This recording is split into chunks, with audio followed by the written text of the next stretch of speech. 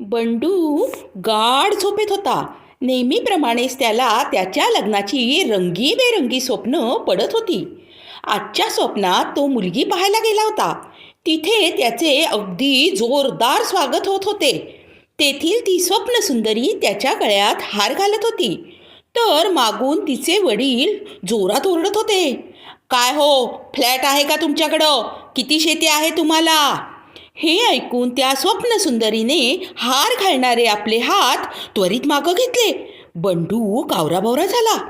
जमलेली वऱ्हाडी मंडळी चित्रपटातील खलनायकासारखी खदा खदा हसू लागली. "काय हो, काय झालं हसायला?" बंडू त्यांच्यावर जोरानं खेकसला. ही आहे लग्नाचा पोरगा फुकट नावाची धम्माल विनोदी कथा.